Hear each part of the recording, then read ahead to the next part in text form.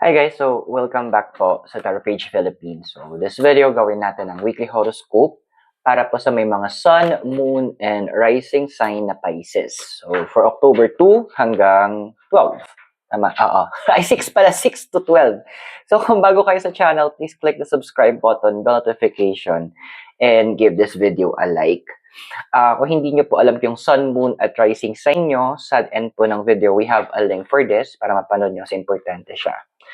Readings are for guidance purposes, so use your free will wisely. At tandaan po na, kung kailangan nyo, meron po tayong extended reading. So if you want, kung naka-resonate kayo, kung gusto nyo mapanood yung in-depth readings pa, click mo yung join button sa baba. And for those na kailangan po ng private readings or spell works, or you want to donate using Gcash Maya, details is in the description. And of course, you can use the thanks button sa baba. Pisces, kamusta ka? So we have here is yung card of the Fool.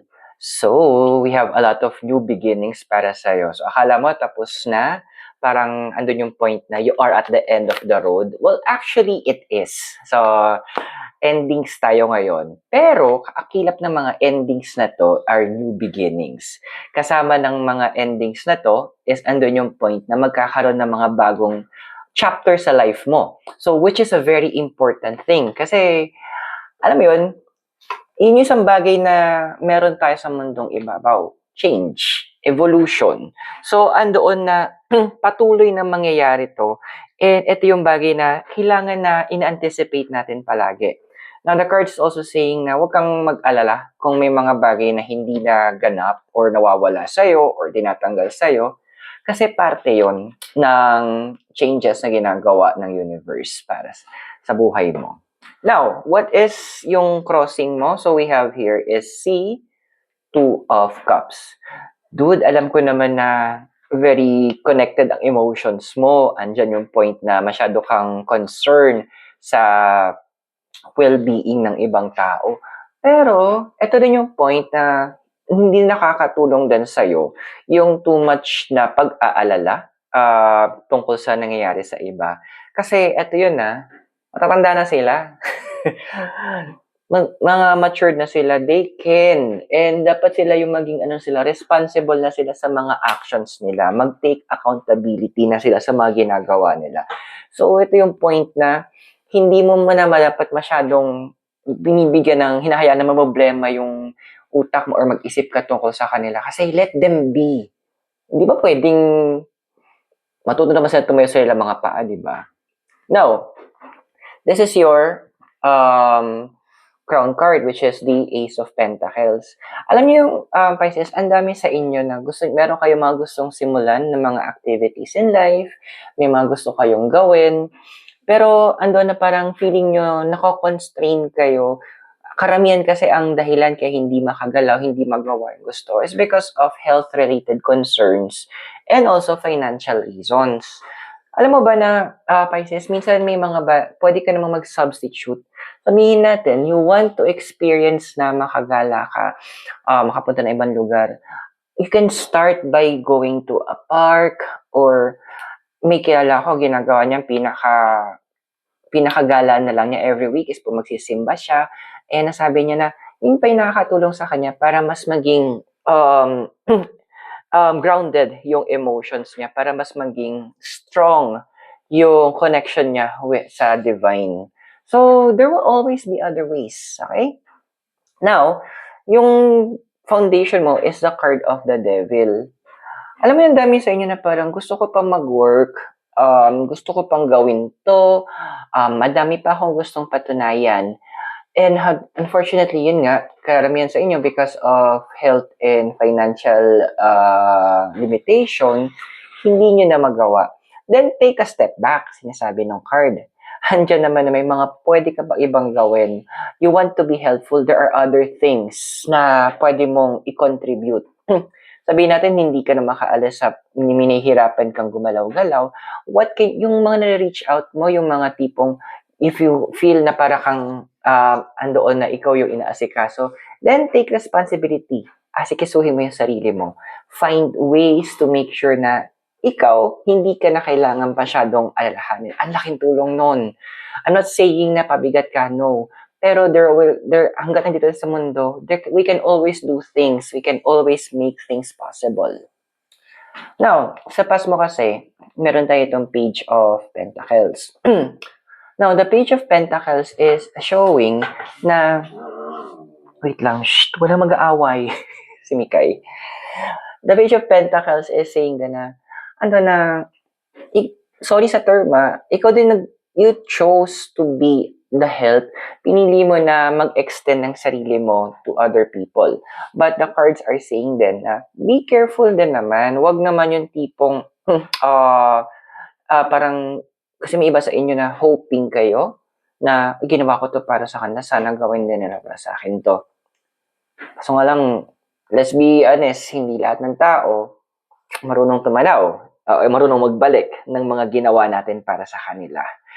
It's time for you to let go of that part of you. Hindi mo na kailangan na masyadong isipin na parang sana may magawa sila para sa akin.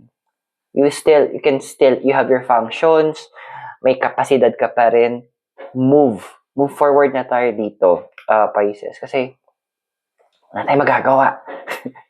Hindi natin makakontrol ang mga iniisip nila o yung mga actions nila. Kahit anong salita natin, Pisces, kahit anong sabihin natin or gawin natin, kung wala sila, ayaw nila, let them be. Now, yung possible future na ikaw, meron tayo itong the card of the Hermit. Well, nasanay ka kasi before, na you're giving to other people, gumagawa ka para sa ibang tao. Hindi naman siguro kalabisan na babaguhin mo yon at gagawin mo mga bagay-bagay para sa sarili mo naman. Hindi ko siya, tinatawag ko siya na parang the good selfish. Kung saan ang priority mo is paano yung kalagayan mo. Kung napupunan ba yung mga kailangan mo, nagagawa mo ba yung mga gusto mo. Doon ang magiging focus mo ngayon. Hindi yan masama. Unahan na kita. That is actually a good thing to do kasi walang ibang tutulong sa atin kundi sarili natin. Kung nakaka-resonate ka sa reading natin, meron tayong extended reading. Para ma-access mo to, i-click mo lang yung join button sa baba. Pero for now, tuloy natin reading mo. Now, we have here yung physical environment. So we have here is the King of Pentacles. Well, one thing ang nakikita ko dito, they can see na yung needs mo. And what I'm seeing here kasi, medyo pinapabago ng universe yung wish mo or manifestation mo or yung prayer mo. Instead of you asking na, sana tulungan nila ako, we could change it to something better. Pwede mo na sabihin, God bless them more and let them remember me. Parang pagpalay mo pa sila at hayaan mong maalala nila ako. That is a very effective prayer. A more effective manifestation para sa'yo ngayon. Kasi sa emotional environment mo, we have here is the Chariot. Parang feeling mo parang mag-isa ka na lang, wala nakakalala sa'yo. Well, medyo babasahin ko yung part na to para sa'yo, Pisces. May mga kailangan silang responsibilities na kailangan asikasuhin. Yes, you miss them a lot. May mga moments gusto mong mag-reconnect with them.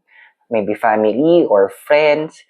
Pero, isaalang-alang din natin na meron silang mga kailangang asikasuhin. Pwedeng iba sa kanila may pamilya na, o may negosyo na kailangang asikasuhin, o may trabaho na hindi sila makaalis. So, medyo i-consider din natin to para hindi ka masyadong emotionally affected.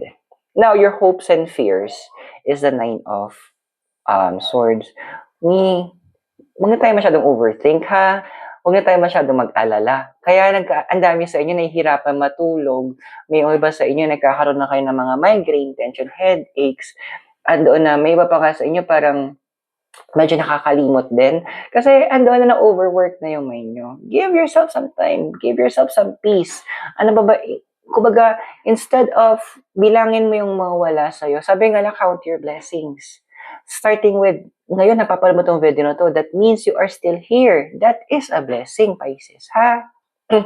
Kasi, in the near future, ito na yung future mo, we have here is the King of Swords.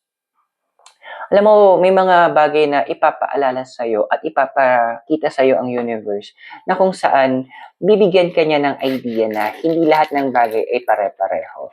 Now, the universe will open actually yung mind mo para makita at maintindihan mo na, ay, may mga ganito palang bagay. Or, ito pala yung dapat na iniintindi ko. O, ito pala yung plano ng universe. Yung sa mga nangyari sa'yo before, tsaka nangyayari ngayon, sabihin na lang natin na hindi mo siya maintindihan. But, all things will work together for good. At sa bandang huli, maintindihan mo ay yung purpose ng universe para sa'yo is something far more than what you imagine. So, I hope nakatulong yung readings sa'yo. Those are for guidance purposes. Use your free will wisely. At if you're new, please subscribe, like, and share. And to access our extended readings, i-click mo lang yung join button sa baba. So if you want to also to donate, you can, or kailangan mo ng spellworks o magpa-private reading, you can message me and the details are at the bottom, at the description below. Or pwede mong gamitin yung thanks button, yung my heart. Pisces, maraming salamat sa'yo. God bless, Namaste, Hare Krishna, and blessed be. At hope magkita tayo sa extended reading.